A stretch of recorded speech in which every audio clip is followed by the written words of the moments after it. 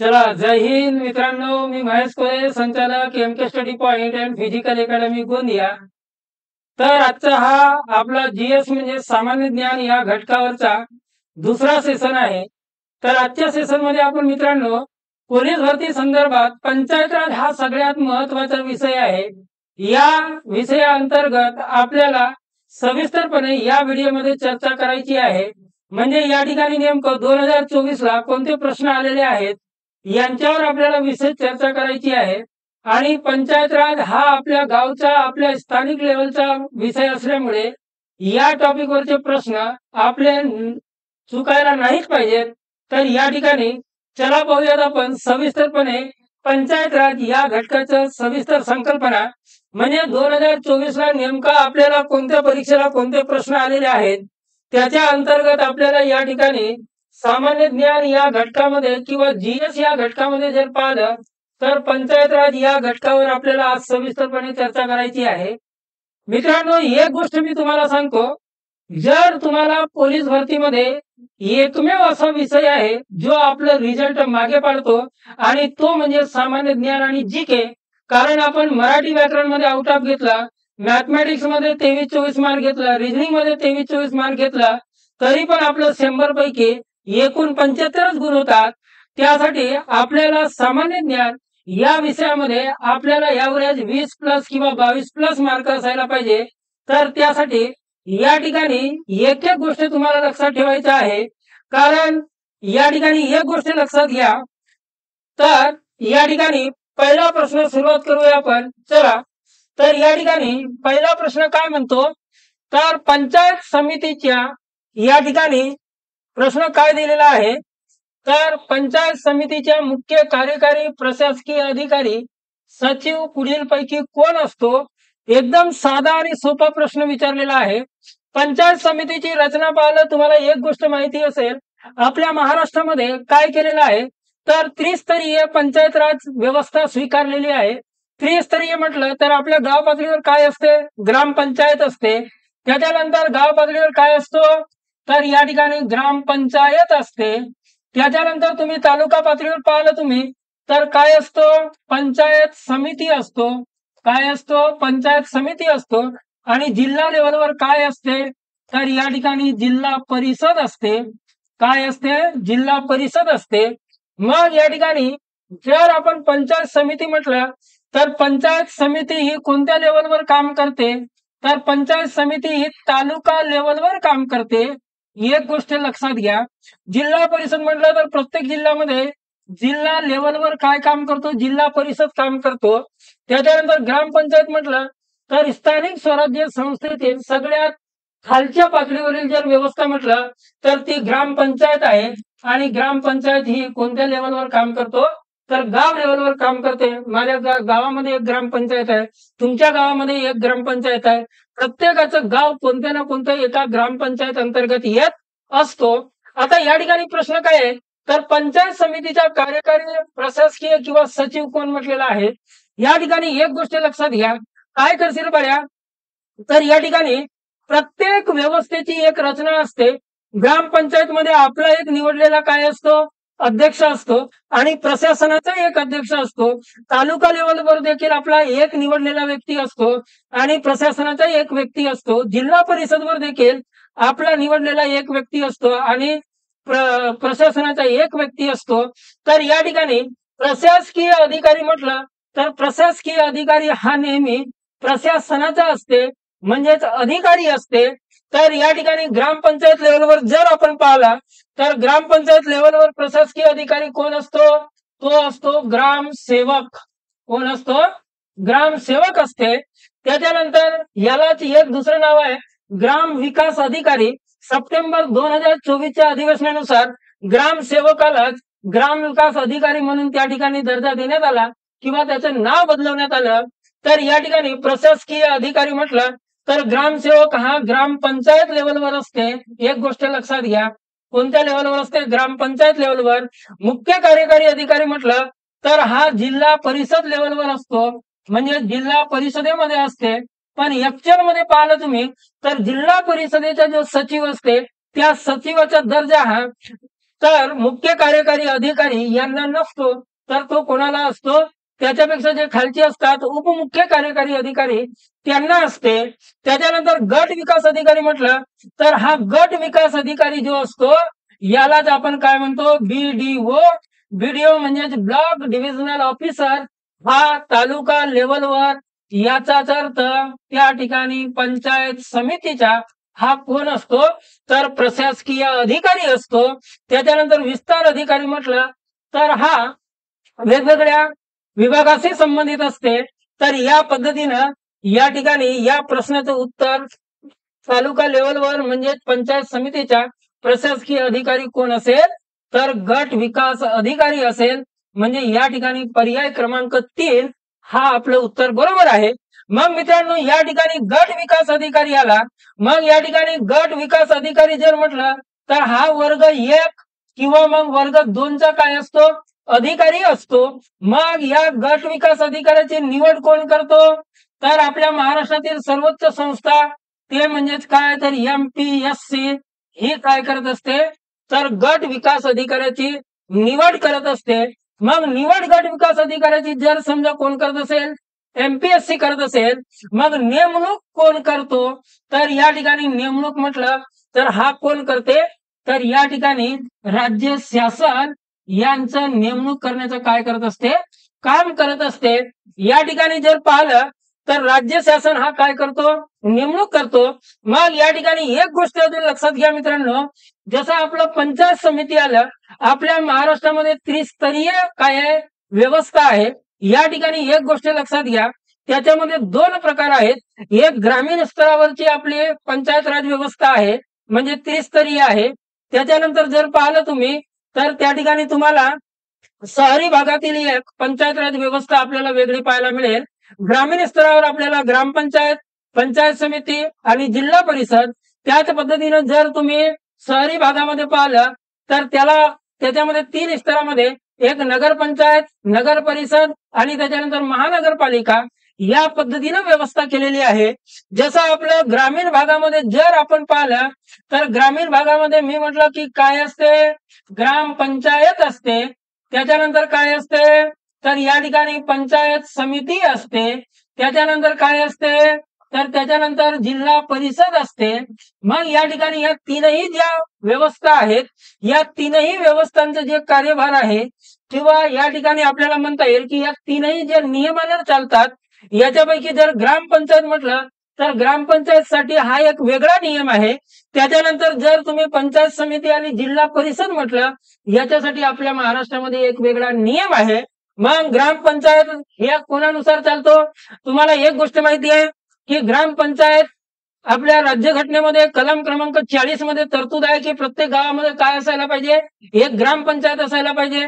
मग ग्रामपंचायतच्या आपल्या महाराष्ट्रामध्ये जर तुम्ही पाहिलं तर मुंबई ग्रामपंचायत 1958 हा जो कायदा आहे 1958 या कायद्यानुसार आपल्या महाराष्ट्रातील मुंबई शहराला सोडून त्या ठिकाणी प्रत्येकाचं काय चालतो? कार्यभार चालतो. मग या ठिकाणी मुंबई ग्रामपंचायत अधिनियम आहे. या मुंबई ग्रामपंचायत अधिनियमाचं 2012 मध्ये नाव काय करण्यात आलं? बदल करण्यात आला आणि त्याला नाव करण्यात आलं महाराष्ट्र ग्रामपंचायत अधिनियम 1958. आणि हे जे पंचायत समिती आहे त्याच्यानंतर जिल्हा परिषद आहे.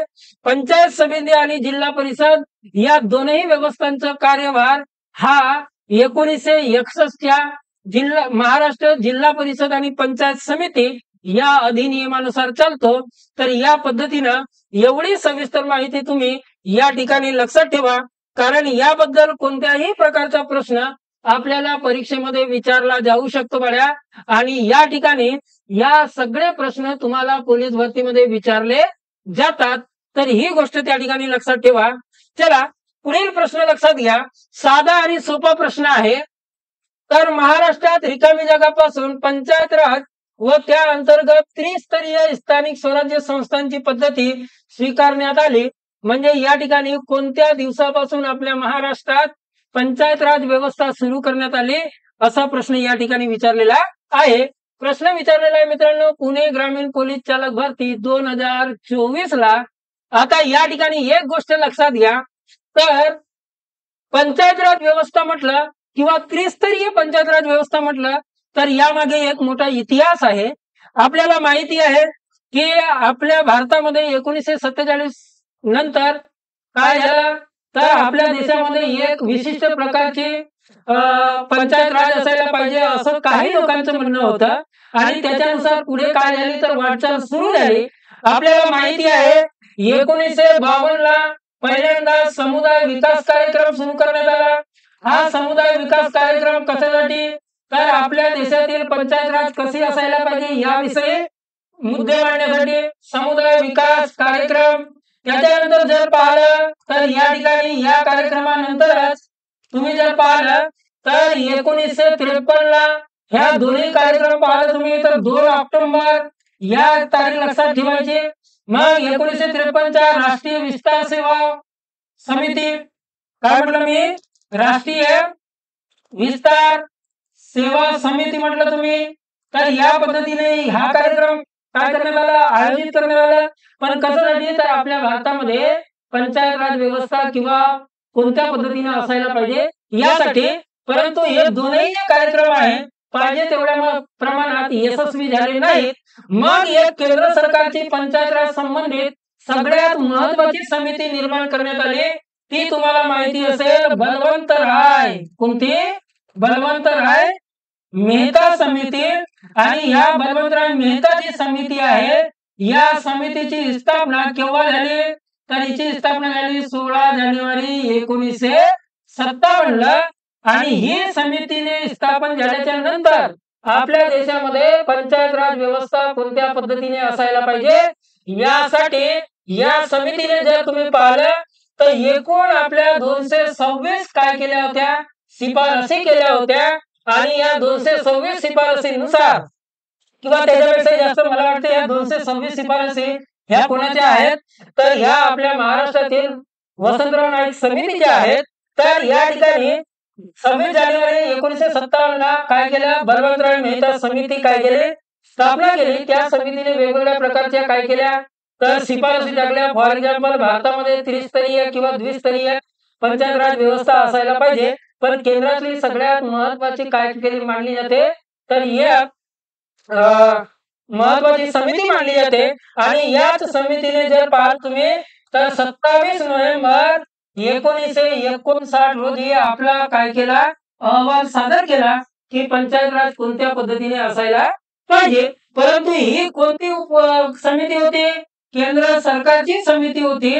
मग आपल्या महाराष्ट्रामध्ये जर पाहिलं तुम्ही तर याच्याच आधारावर महाराष्ट्रामध्ये 1960 मध्ये पहिल्यांदा वसंतराव नाईक कोणते वसंतराव नाईक ही समिती काय करण्यात आली स्थापन करण्यात आली. आणि या समितीने जवळपास पाहिलं तुम्ही तर 15 मार्च काय म्हटलं मी 15 मार्च 1961 ला काय केलं तर आपला अहवाल सादर केला की ऍक्च्युअल मध्ये महाराष्ट्रामध्ये पंचायत राज व्यवस्था कोणत्या पद्धतीने असायला पाहिजे. काही राज्यांनी जर तुम्ही पाहिलं आपल्या महाराष्ट्र राज्याची निर्मिती 1 मे 1960 ला झाली. याच्या अगोदरही जर तुम्ही पाहिलं तर याच्या अगोदरही पंचायत राज व्यवस्था ही आपल्या भारतामध्ये पहिल्यांदा जर तुम्ही पाहिलं तर राजस्थान मध्ये काय करण्यात आली होती सुरू करण्यात आली होती. आपल्या महाराष्ट्रापैकी जर आपण आपल्या महाराष्ट्राला सोडलं आपण तर भारतामध्ये आंध्र प्रदेशला दुसऱ्या क्रमांकाने म्हणजे दुसऱ्या क्रमांकाचे राज्य पंचायत राज व्यवस्था स्वीकारणारा कोणता असेल तर तो आंध्र प्रदेश होता. आपल्या महाराष्ट्र राज्याचा जर नंबर पाहिला तुम्ही तर तुम्हाला माहिती आहे की आपल्या महाराष्ट्राचा नंबर कोणता आहे ते तुम्हाला कमेंट बॉक्स मध्ये सांगायचं आहे. पुन्हा अजून येईल समोर तर मी त्याविषयी चर्चा करेनच. तर या ठिकाणी 15 मार्च मग या ठिकाणी 15 मार्च 1961 ला या ठिकाणी अहवाल सादर केला. आणि पंचायत समिती आणि जिल्हा परिषद या दोन पंचायत व्यवस्थेसंबंधी आपल्या महाराष्ट्रामध्ये एक कायदा निर्माण झाला. तो म्हणजे कोणता तर 1961 चा कोणता तर महाराष्ट्र काय म्हणतात कायदा महाराष्ट्र जिल्हा परिषद आणि पंचायत समिती अधिनियम. पंचायत समिती काय म्हणता येईल आपल्याला अधिनियम. हा अधिनियम तयार करण्यात आला. आणि या अधिनियमानुसार आपल्या महाराष्ट्रामध्ये 1 मे 1962 ला काय करण्यात आलं तर पंचायत राज व्यवस्था स्वीकारण्यात आली आणि ही पंचायत राज व्यवस्थेनुसार आपल्या महाराष्ट्रातील त्या ठिकाणी तालुका स्तरावर आणि जिल्हा स्तरावर पंचायत समिती आणि जिल्हा परिषद आणि ग्रामीण पातळीवर ग्रामपंचायत जिचा कारोबार महाराष्ट्र ग्रामपंचायत अधिनियम 1958 नुसार काय होतो, चालतो। ही गोष्ट तुम्हाला त्या ठिकाणी काय करायची आहे, लक्षात ठेवायची आहे। चला पुढील प्रश्न लक्षात घ्या। म्हणजे या प्रश्नाचं उत्तर काय असेल तर 1 मे 1962 हा आपलं काय असेल, योग्य उत्तर असेल। मग आता तुम्हाला समजलं असेल की या ठिकाणी पहिल्या राज्यात जर पाहिलं तुम्ही तर तो कोणता होता, मी सांगितलं होतं तुम्हाला, ते लिस्ट सगळे लिहून टाका।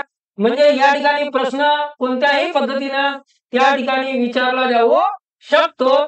तर या ठिकाणी तुम्हाला जिल्हे माहित असायला पाहिजे की पंचायत राज व्यवस्था स्वीकारणारा पहिला राज्य म्हणा किंवा मग या ठिकाणी दुसरा म्हणा, तिसरा म्हणा, चौथा म्हणा, हे तुम्हाला माहिती पाहिजे। कारण आपल्या महाराष्ट्राचा क्रमांक कोणता आहे तर 9वा क्रमांक आहे।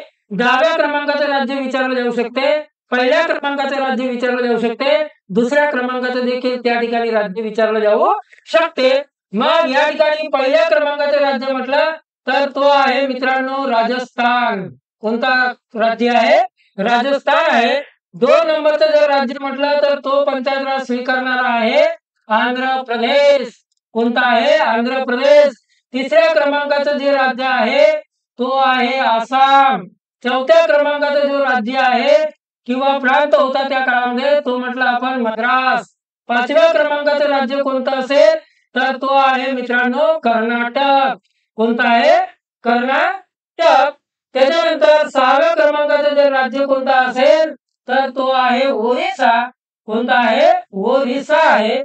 7व्या क्रमांकाचे राज्य म्हटलं तर तो आहे मित्रांनो पंजाब। कोणता आहे, पंजाब आहे। आणि त्याच्यानंतर जस्ट आपल्या महाराष्ट्राच्या अगोदर 8व्या क्रमांकाचा राज्य जर म्हटलं तर तो कोणता आहे, उत्तर प्रदेश आहे। मग आता याच्या नंतर 9व्या क्रमांकाचे राज्य म्हणजे भारतामध्ये पंचायत राज व्यवस्था स्वीकारणारा कोणता 9व्या क्रमांकाचा राज्य म्हटलं तर तो 9व्या क्रमांकाचा राज्य कोणता आहे, आपला महाराष्ट्र आहे। आणि याच्यानंतर या आपल्या महाराष्ट्रानंतर कोणत्या राज्याने जर कोणत्या काय म्हणता येईल त्याला पंचायत राज व्यवस्था स्वीकारली असेल तर तो 10व्या क्रमांकाचा राज्य आहे पश्चिम बंगाल। कोणता आहे, पश्चिम बंगाल आहे। तर ही गोष्ट त्या ठिकाणी हे सगळे तुम्हाला राज्य सविस्तरपणे माहिती असायला पाहिजे। कारण या ठिकाणी कोणत्याही क्रमांकाचा राज्य पंचायत राज स्वीकारणारा त्या ठिकाणी तुम्हाला प्रश्न विचारला जाऊ शकतो। तर या पद्धतीने लक्षात घ्यायचं आहे तुम्हाला की कोणत्या राज्याचा क्रमांक कोणता आहे। चला यानंतरचा प्रश्न पाहूयात आपण। तर ग्रामपंचायत सचिव कोण असतो, परभणी पोलीस चालक भरती 2024 ला हा प्रश्न या ठिकाणी विचारलेला आहे। मग एकदम साधं लक्षात घ्या, गाव पातळीवरची काय असते, ग्रामपंचायत असते। काय असते, ग्रामपंचायत असते। तालुका लेवलवर काय असते तर तालुका लेवलवर असते मित्रांनो पंचायत समिती। जिल्हा लेवलवर काय असते तर ती असते जिल्हा परिषद। काय म्हटलं, जिल्हा परिषद। या ठिकाणी विचारलेला आहे सचिव। सचिव कोण असतो तर सचिव हा प्रशासकीय अधिकारी असते, म्हणजे गव्हर्नमेंटचा माणूस असतो। मग या ठिकाणी ग्रामपंचायत तुमच्या गावाला माहिती आहे, तुमच्या प्रत्येक गावामध्ये ग्रामपंचायत असेल तर त्या ग्रामपंचायतीचा एक काय असतो, सचिव असतो। याचा अर्थ प्रशासकीय अधिकारी असतो आणि ग्रामपंचायतचा सचिव असतो ग्रामसेवक। कोण असतो, ग्रामसेवक असतो। ग्रामसेवकची निवड कोण करते तर या ठिकाणी ग्रामसेवकची निवड जिल्हा निवड समिती करते। कोण करते, जिल्हा निवड समिती करतो। किंवा मग या ठिकाणी तुम्ही मग काय म्हणू शकता तर नेमणूक जर म्हटलं तर तो कोण करते, मुख्य कार्यकारी अधिकारी करतो, म्हणजे सीईओ करतो। आणि या ठिकाणी ग्रामसेवक हा वर्ग 3 चा अधिकारी असतो। काय म्हणता येईल आपल्याला, वर्ग 3 चा अधिकारी असतो। आणि ग्रामसेवकाबद्दल सगळ्यात महत्त्वाचं म्हटलं तर ग्रामसेवकाचं जे वेतन असते हे वेतन त्याला जिल्हा निधी मधून काय केले जाते तर दिले जाते। म्हणजे या ठिकाणी जिल्हा निधी आपल्याला असं म्हणता येईल, जिल्हा निधीतून त्याचं वेतन होते।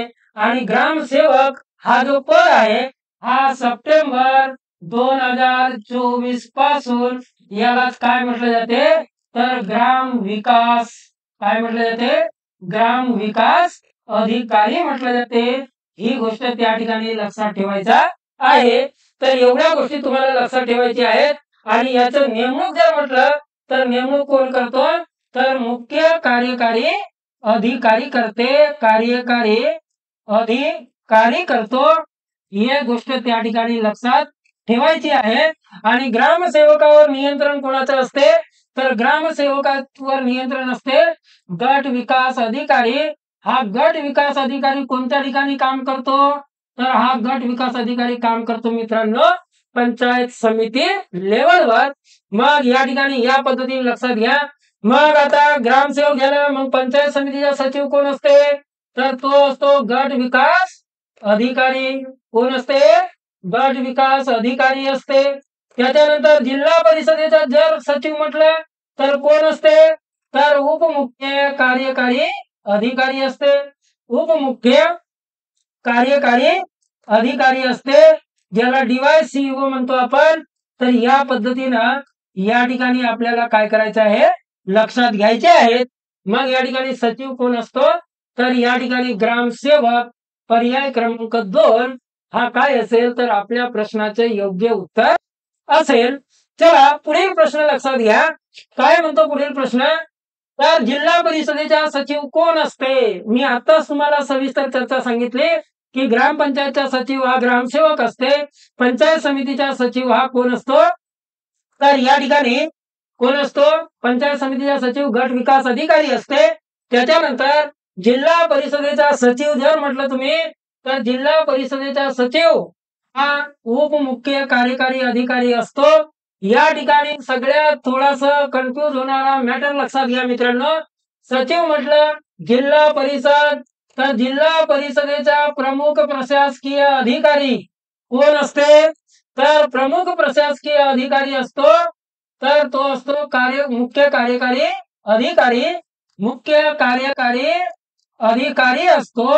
परंतु जर तुम्ही पाहिलं सचिव कोण असते तर या ठिकाणी सचिव असते उपमुख्य कार्यकारी अधिकारी। कोण असतो उपमुख्य कार्यकारी अधिकारी असते। ही गोष्ट त्या ठिकाणी तुम्हाला काय करायची आहे तर लक्षात ठेवायची आहे। तर या पद्धतीने लक्षात ठेवा उपमुख्य कार्यकारी अधिकारी असते। तर या पद्धतीने लक्षात ठेवायचे आहे। गट विकास अधिकारी हा पंचायत समिती लेवलवर असते। मुख्य कार्यकारी अधिकारी हा जिल्हा परिषदेचा प्रमुख प्रशासकीय अधिकारी असते। उपमुख्य कार्यकारी अधिकारी म्हटलं तर या ठिकाणी कोण असतो तर या ठिकाणी जिल्हा परिषदेचा सचिव असते। या दोघांचं जर तुम्हाला कार्य पाहायचं असेल किंवा पदासंबंधित गोष्ट पाहायची असेल तर या ठिकाणी यांच्यासाठी एक अधिनियम आहे। मी तुम्हाला आता सांगितलं की पंचायत समिती आणि जिल्हा परिषद हे जे 2 स्तर आहेत किंवा व्यवस्था आहेत ह्या आपल्या महाराष्ट्रातील जिल्हा परिषद पंचायत समिती अधिनियम 1961 नुसार त्या ठिकाणी काय करण्यात आलं तर यांची तरतूद करण्यात आली।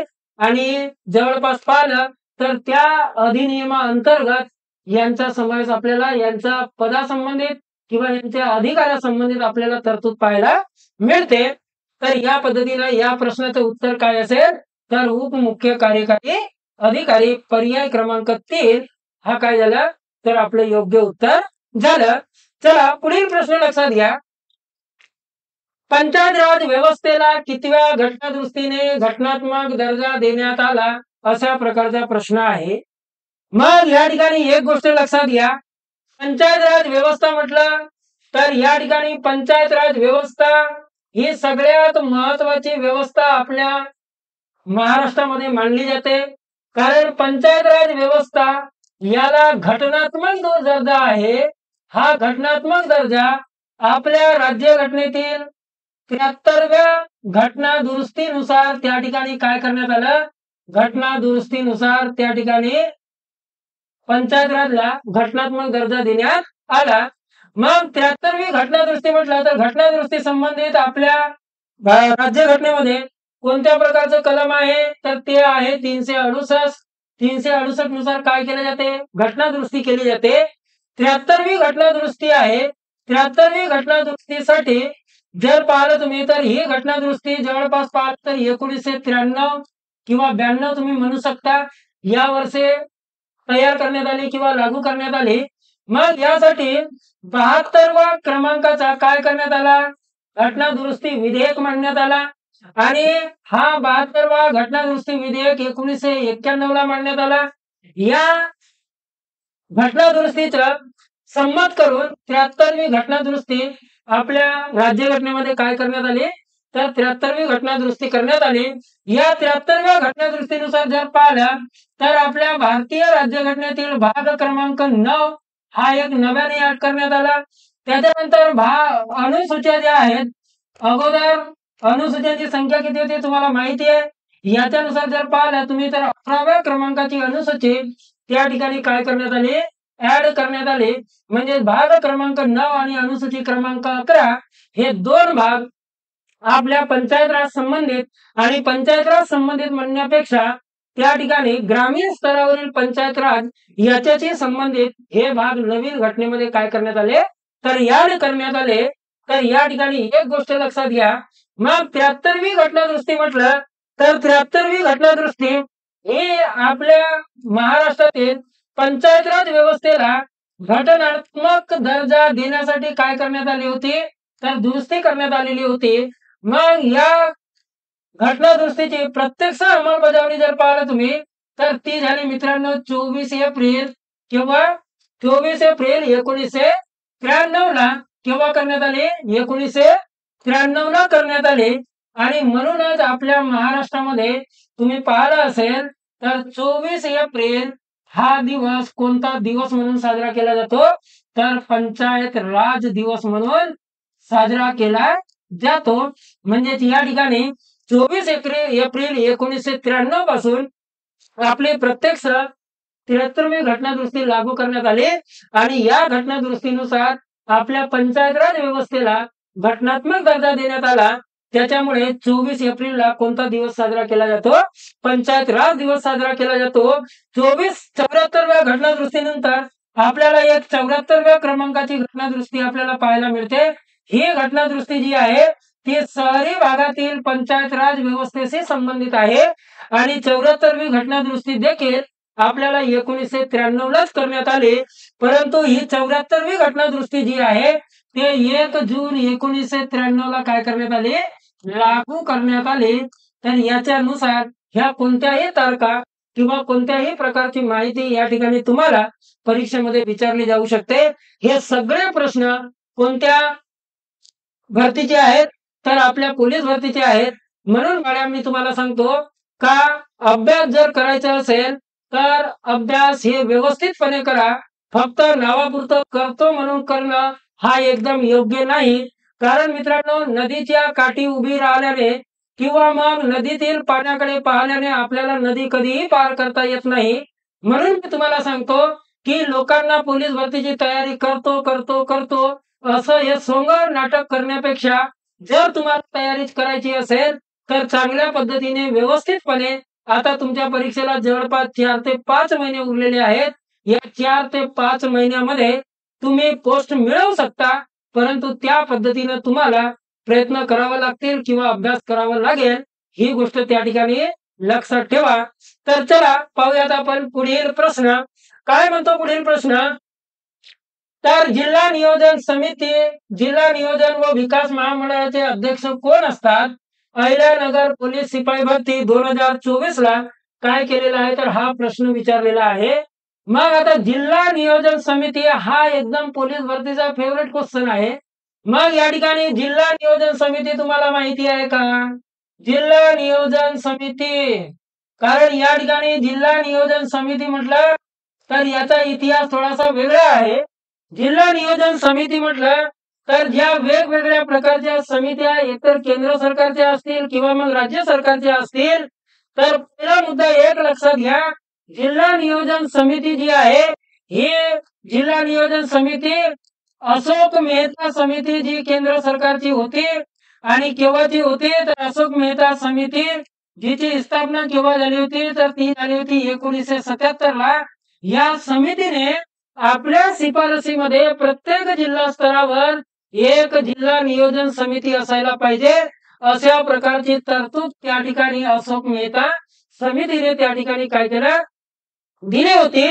आणि या अशोक मेहता समितीच्या शिफारसीनुसार आज आपल्या महाराष्ट्रामध्ये प्रत्येक जिल्ह्यात जिल्हा नियोजन समिती आहे किंवा मग जिल्हा नियोजन व विकास मंडळ आहे।